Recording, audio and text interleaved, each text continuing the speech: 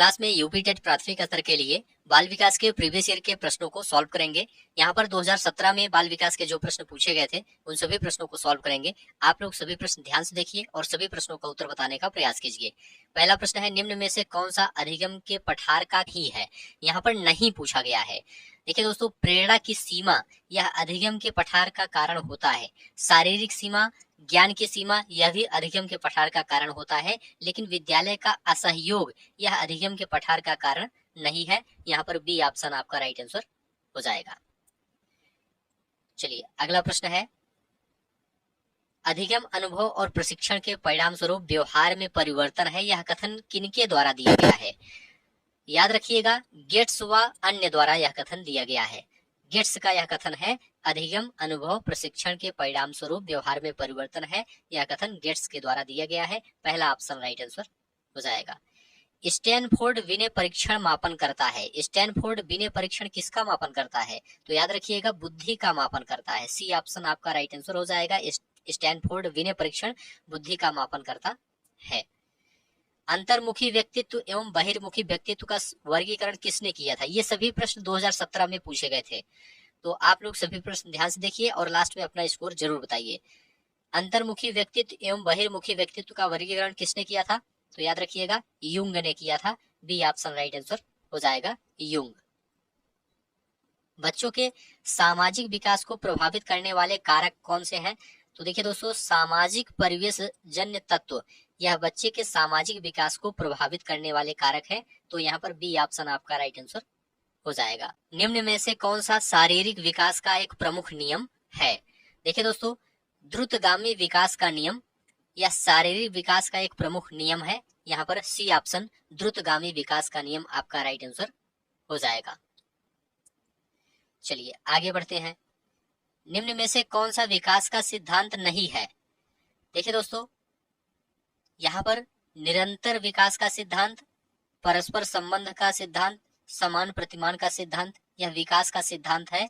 अनुकूलित प्रत्यावर्तन का सिद्धांत यह विकास का सिद्धांत नहीं है, तो यहाँ पर पहला ऑप्शन राइट आंसर हो जाएगा, अनुकूलित प्रत्यावर्तन का सिद्धांत। विकास के परिणाम स्वरूप नवीन विशेषताएं और नवीन योग्यताएं प्रकट होती हैं, यह कथन किसने दिया है? देखिए दोस्तों, यह कथन है हरलाक का। यहाँ पर बी ऑप्शन राइट आंसर हो जाएगा। विकास के परिणाम स्वरूप नवीन विशेषताएं और नवीन योग्यताएं प्रकट होती हैं, यह कथन हरलाक का है। बी ऑप्शन आपका राइट आंसर हो जाएगा। चलिए सभी प्रश्न आप लोग ध्यान से देखते हुए चलिए। मूल प्रवृत्तियों को 14 प्रकार से किसने वर्गीकृत किया है? तो देखिए दोस्तों, मैकडूगल ने वर्गीकृत किया है। मैकडूगल याद रखिएगा, बी ऑप्शन राइट आंसर हो जाएगा। अगला प्रश्न आप सभी के सामने है, किसी दूसरी वस्तु की अपेक्षा एक वस्तु पर चेतना का केंद्रीकरण अवधान है, यह कथन किसका है? तो यह कथन डमविल का है। यहाँ पर ए ऑप्शन डमविल आपका राइट आंसर हो जाएगा। किसी दूसरी वस्तु की अपेक्षा एक वस्तु पर चेतना का केंद्रीकरण अवधान है, यह कथन डमविल का है। अगला प्रश्न है, निम्न में से कौन सा सीखने के मुख्य नियमों में शामिल नहीं है? सीखने के मुख्य नियमों में कौन सा शामिल नहीं है? सीखने के मुख्य नियम में तत्परता का नियम शामिल है, अभ्यास का नियम शामिल है, प्रभाव का नियम शामिल है, बहु अनुक्रिया का नियम यह मुख्य नियमों में शामिल नहीं है, तो सी ऑप्शन आपका राइट आंसर हो जाएगा। 12 से 16 वर्ष के बच्चों के लिए हिंदी में डॉक्टर एस जलोटा ने कौन सा परीक्षण प्रतिपादित किया है? तो देखिए दोस्तों, यहाँ पर राइट आंसर हो जाएगा, साधारण मानसिक योग्यता परीक्षण प्रतिपादित किया है। बी ऑप्शन आपका राइट आंसर हो जाएगा। अगला प्रश्न है, बुद्ध के द्विकारक सिद्धांत का प्रतिपादन किसने किया है? देखिए दोस्तों, बुद्ध के द्विकारक सिद्धांत का प्रतिपादन स्पीयरमैन ने किया है। यहाँ पर बी ऑप्शन स्पीयरमैन आपका राइट आंसर हो जाएगा। सभी प्रश्न आप लोग ध्यान से देखते हुए चलिए। ये सभी प्रश्न बार बार एग्जाम में रिपीट होते हैं, इसलिए आप लोग सभी प्रश्न अच्छे से देखते हुए चलिए। निम्न में से कौन सा युग्म सही नहीं है? कौन सा युग्म सही नहीं है? सीखने का उद्दीपक अनुक्रिया सिद्धांत थॉर्नडाइक ने दिया, यह सही है। सीखने का क्रिया प्रसूत अनुबंधन सिद्धांत बीएफ स्किनर का है, सही है। सीखने का क्लासिकल सिद्धांत पावलाव का है, यह सही है। सीखने का समग्र सिद्धांत हल का, यह नहीं है, तो यहाँ पर डी ऑप्शन आपका राइट आंसर हो जाएगा। यहाँ पर डी ऑप्शन राइट आंसर हो जाएगा। सीखने के समग्र सिद्धांत को अंतर्दृष्टि या सूझ का सिद्धांत भी कहते हैं, इसे आप लोग ध्यान रखिएगा। इस सिद्धांत का प्रतिपादन गेस्टाल्टवादी मनोवैज्ञानिकों ने किया था, जैसे कि कोहलर और कुर्टकोफ्का के द्वारा किया गया था। और हल ने सीखने के प्रबल सिद्धांत का प्रतिपादन किया था। इन्हें भी आप लोग ध्यान रखिएगा। इनमें से किनका नाम सुजनन शास्त्र के पिता से जुड़ा हुआ है? तो देखिए दोस्तों, गाल्टन का नाम सुजनन शास्त्र के पिता से जुड़ा हुआ है, तो बी ऑप्शन गाल्टन आपका राइट आंसर हो जाएगा। ग्रंथियों के आधार पर व्यक्तित्व के विभिन्न प्रकारों की चर्चा किसने की है? तो देखिए दोस्तों, कैनन ने की है। सी ऑप्शन कैनन आपका राइट आंसर हो जाएगा। ग्रंथियों के आधार पर व्यक्तित्व के विभिन्न प्रकारों की चर्चा कैनन ने की है। सृजनात्मकता मौलिक परिणामों को अभिव्यक्त करने की मानसिक प्रक्रिया है, यह कथन किसका है? तो यह कथन है क्रो का। यहाँ पर डी ऑप्शन राइट आंसर हो जाएगा। सृजनात्मकता मौलिक परिणामों को अभिव्यक्त करने की मानसिक प्रक्रिया है, क्रो का कथन है। अगला प्रश्न आप सभी के सामने है, विद्रोह की भावना की प्रवृत्ति निम्न में से किस अवस्था से संबंधित है? तो देखिए दोस्तों, यह पूर्व किशोरावस्था से संबंधित है। विद्रोह की भावना की प्रवृत्ति, इसका समय 12 से 14 वर्ष होता है, तो यह विद्रोह की भावना से संबंधित है, पूर्व किशोरावस्था। सी ऑप्शन आपका राइट आंसर हो जाएगा।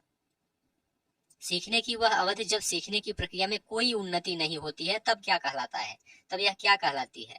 तो यह सीखने का पठार कहलाती है। ध्यान रखिएगा, सीखने की वह अवधि जब सीखने की प्रक्रिया में कोई उन्नति नहीं होती, तब यह सीखने का पठार कहलाती है। बी ऑप्शन आपका राइट आंसर हो जाएगा। बुद्धिलब्धि निकालने का सूत्र क्या है? बुद्धिलब्धि निकालने का सूत्र क्या है? तो इसका सूत्र है मानसिक आयु बटा वास्तविक आयु गुणे 100। याद रखिएगा, मानसिक आयु बटा वास्तविक आयु गुणे 100 बुद्धिलब्धि निकालने का सूत्र यही है। सी ऑप्शन आपका राइट आंसर हो जाएगा। सीखने में प्रयास व भूल के सिद्धांत का प्रतिपादन किसने किया है? प्रयास व भूल के सिद्धांत का प्रतिपादन किसने किया है? तो देखिए दोस्तों, राइट आंसर हो जाएगा थॉर्नडाइक ने किया है। सी ऑप्शन आपका थॉर्नडाइक राइट आंसर हो जाएगा। सामान्य संयुक्त कोशिका में गुणसूत्रों के जोड़े होते हैं, कितने जोड़े होते हैं? देखिए दोस्तों, राइट आंसर हो जाएगा 23 जोड़े होते हैं। बी ऑप्शन राइट आंसर हो जाएगा। सामान्य मानव कोशिका में गुणसूत्रों की संख्या 46 होती है, जो 23 के जोड़े में होते हैं, तो बी ऑप्शन राइट आंसर हो जाएगा। कोहलर निम्न में से किससे संबंधित है? तो देखिए दोस्तों, यह अधिगम के सिद्धांत से संबंधित है, तो डी ऑप्शन अधिगम का सिद्धांत आपका राइट आंसर हो जाएगा। क्रिया प्रसूत अनुबंधन सिद्धांत का प्रतिपादन किसने किया है? देखिए दोस्तों, क्रिया प्रसूत अनुबंधन सिद्धांत का प्रतिपादन स्किनर ने किया है, तो डी ऑप्शन स्किनर आपका राइट आंसर हो जाएगा। चलिए आगे बढ़ते हैं। बुद्धि के तरल क्रिस्टलीय प्रतिमान के प्रतिपादक कौन थे? देखिए दोस्तों, बुद्धि के तरल क्रिस्टलीय प्रतिमान के प्रतिपादन आर.बी.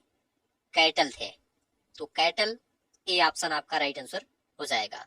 शिक्षण हेतु मानसिक उद्वेलन प्रतिमान का प्रयोग निम्न में से किसके सुधार हेतु किया जाता है? तो देखिए दोस्तों, राइट आंसर हो जाएगा सृजनात्मकता के सुधार हेतु किया जाता है। सी ऑप्शन राइट आंसर हो जाएगा। शिक्षण हेतु मानसिक उद्वेलन प्रतिमान का प्रयोग सृजनात्मकता में सुधार हेतु किया जाता है। सी ऑप्शन आपका राइट आंसर हो जाएगा।